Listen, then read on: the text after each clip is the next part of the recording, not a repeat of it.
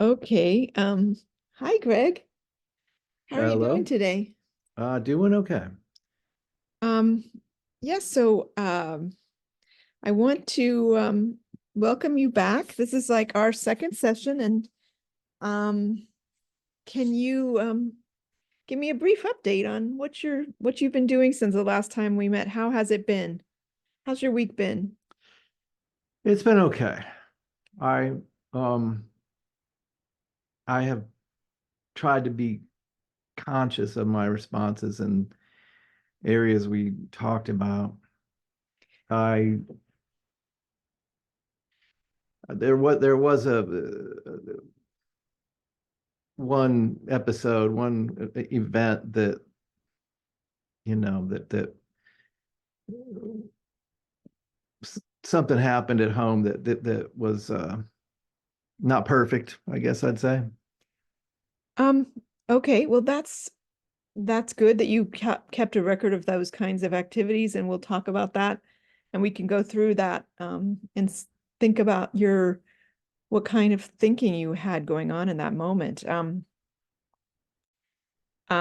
so last week we talked about the basics of cognitive behavioral therapy, and we talked about the fact that it's a way of disrupting some of your automatic thoughts.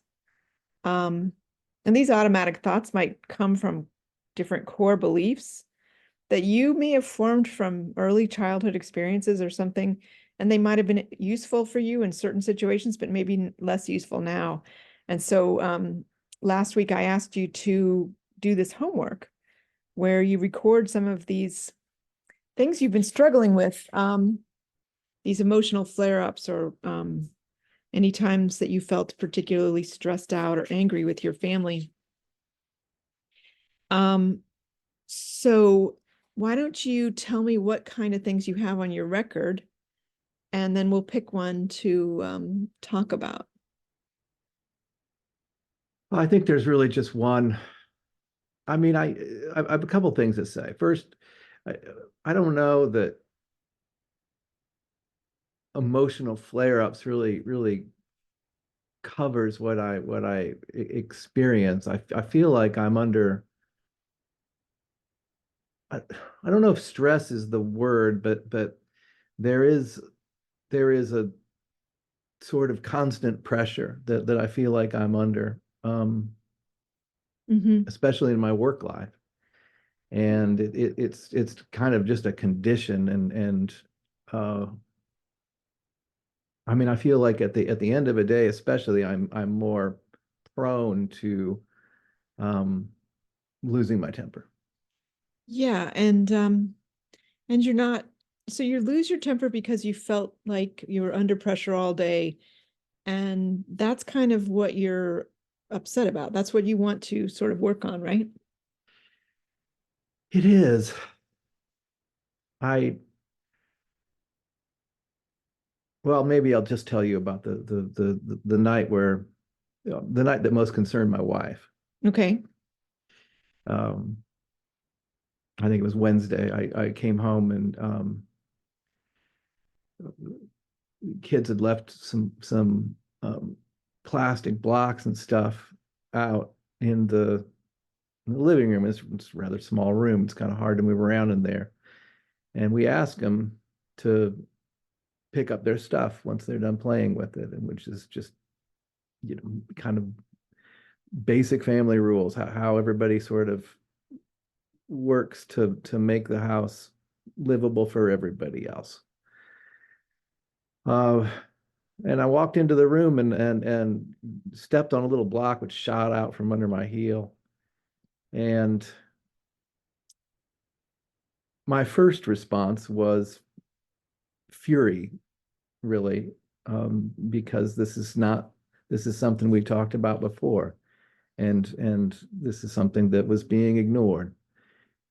And I thought about what I talked with you about last time, and what's in your mind when you're having the responses, and I didn't want to be, I love my kids and I didn't want to think of them as think of them as sort of the enemy or something like that, right? Um, but they'd messed up. And so I just thought, try to keep your cool and then just try to maybe give them a sense of what consequences are there if they don't do as we ask them to do. So I just grabbed the stuff on the floor and threw it out. Oh, okay. Okay. And so what concerned your wife about that? She felt that it was an overreaction. And I was actually trying not to overreact. I was trying not to vent fury. I was trying to keep my cool and illustrate for them a lesson, I guess. So you don't agree with her? You don't think that was an overreaction? She argued that I was that it was and that I was furious even though I was not giving clear vent to that feeling. Okay, well, let's take a look at these thoughts and think about them systematically with this dysfunctional thought record. And so we have some questions that we can go through. And let's just sort of break down what happened. Um, okay, so tell me about when you got home and when you walked into the living room. What was the your kind of feelings and thoughts as you moved into that situation? Well, I was looking for I was looking for a book actually that I couldn't remember where I had put it. So I was just touring through to see if I happened to have left it in there. That was what was in my mind. I was tired, and we talked about this before, but I mean I feel like the kind of work that I do, it it's really difficult to feel like I'm myself. I had to do it, to sort of succeed in it. I have to end up kind of being a person all day long that is not exactly who I feel like I am. Mm-hmm. And I'm not conscious about this necessarily, but when I get home, I just feel like I want to be I want to be myself. I Mm-hmm. want to relax into myself. Um, and I just don't know that anybody sees that as that anybody is willing to sort of help me facilitate that. Seems like my concerns are being ignored, that I'm being ignored actually. So when you stepped on the block, how did that feel, um, sort of physically or emotionally in your body? I felt something like rage. Describe how that feels physically. Like, what do you mean you felt It rage? is a flare of negative feeling that goes all up through my body. And would you describe that as like a distressing kind of feeling? Of course, Yeah. And what kind of images were in your mind at that time? I didn't have any images. I just had pure anger and outrage. If you had, so you characterize your emotion as anger, and that was pretty intense. I take it from like 1 to 100. How intense was that anger? I don't know. It was perhaps beyond what it should be. Because it wasn't a huge event, I get that, but it was a pattern of repeated behavior.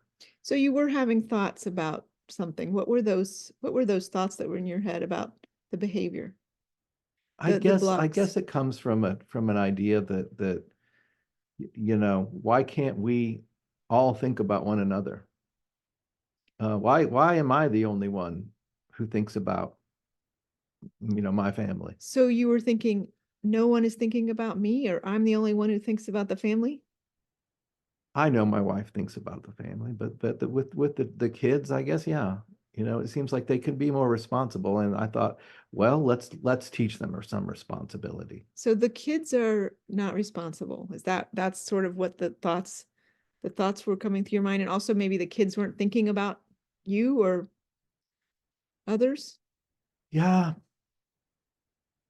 I don't know. It's difficult because they don't know what my life is, and I don't want them to know what my life is on the one hand, but they need to respect their father and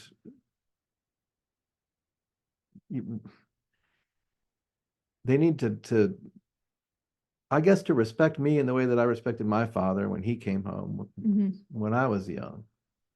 So, you don't think they respect you like you respected your father? I don't. How sure are you about that? I'm very sure because I would never do the things that they do. So, um, what is the evidence that shows you that they don't respect you?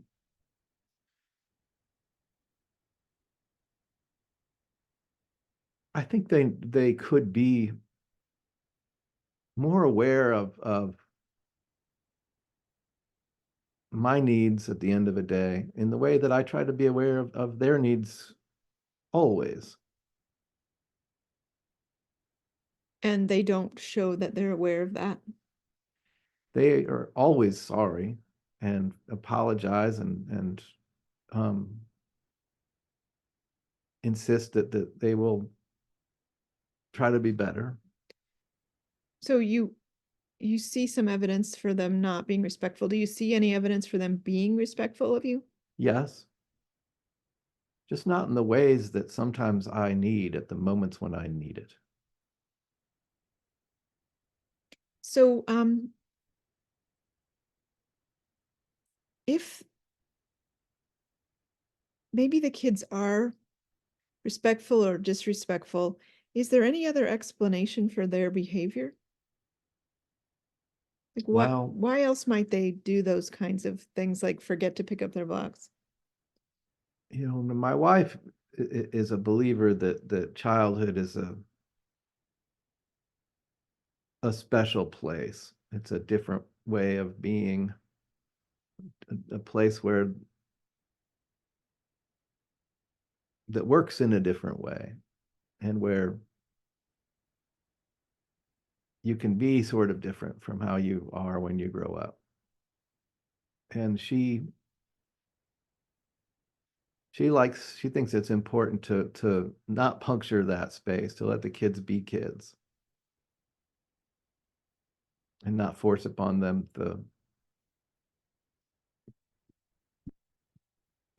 the full slate of duties and responsibilities of an adult.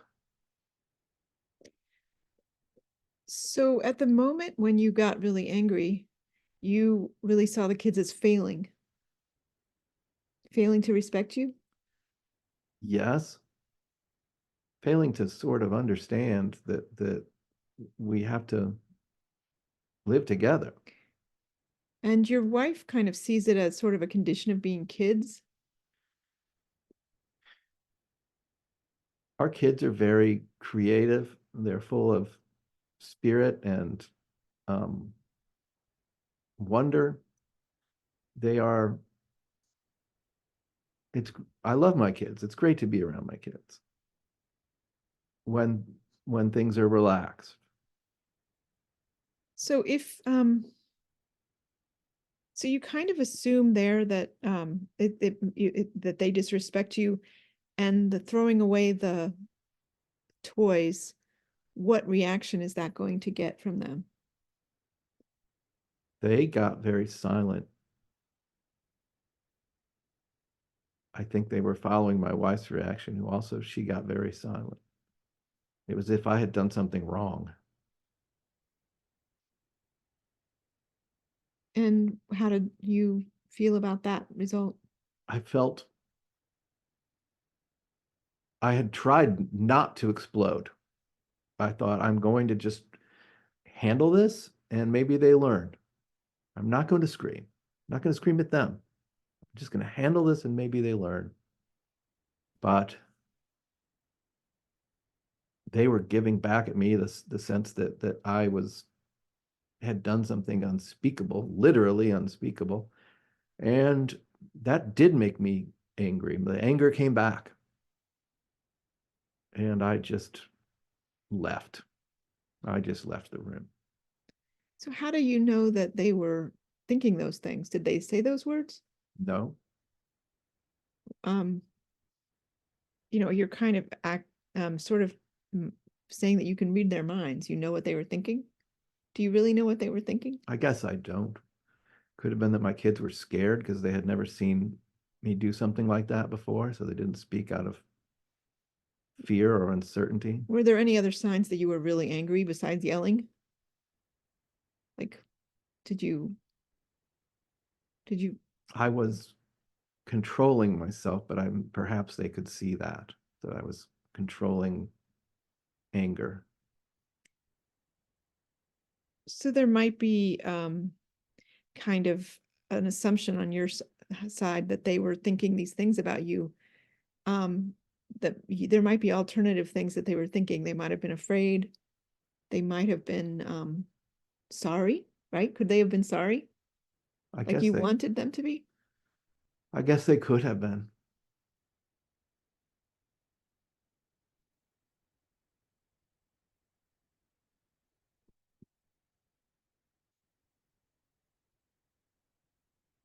So what if you thought that the things that you assume about your children, like that they are disrespectful and that they thought of your response as unspeakable and all of that, what if you sort of thought maybe that's not the case, maybe there's something else going on? Would that change um, your response? Maybe.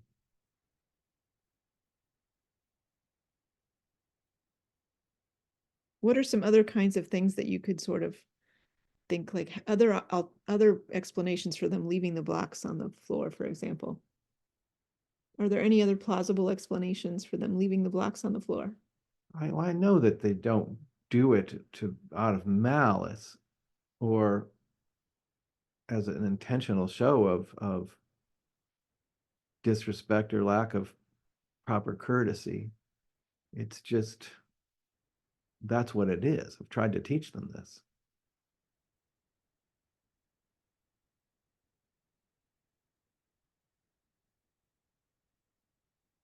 Why do you think they might leave there on there without being disrespectful? Is there any other reason why a kid would do that? They're thinking about themselves. They're on to the next thing. Maybe they got distracted? Right, sure.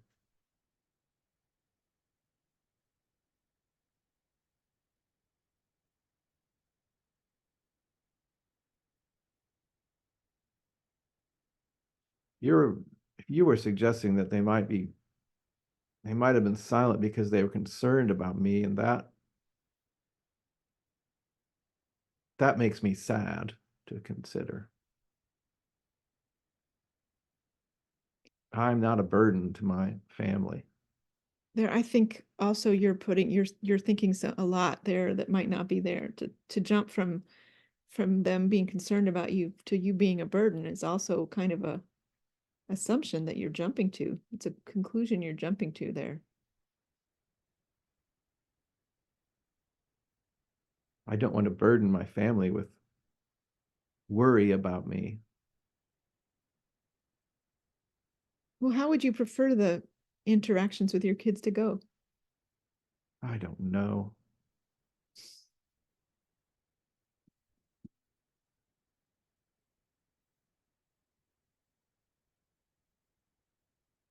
Well, let's see. Today we've talked about some of your thoughts that came up with this um, moment of anger and the behavior that followed it. And so what I'd like you to do for homework for next week would be to continue to do this and sort of note when you feel these strong emotions and think about what are your automatic assumptions? What are those automatic thoughts that come into your mind? And maybe note down some alternative explanations that might help you have a more measured response. Yeah, I think I do better when I try to see things my wife's way. But that's not my way, and all day I'm not myself. Well, how about you don't have to think your wife's way. You think of your own alternative explanations. You know, your wife's perspective is helpful and it's good to consider. What think about what other people like, how might your best friend think about the experience you had with those blocks and throwing out those toys? What would they say that your children were doing?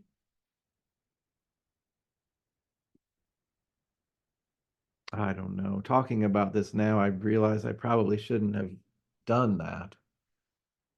Probably should have gone slower. Well, taking a deep breath and slowing down is always a good idea.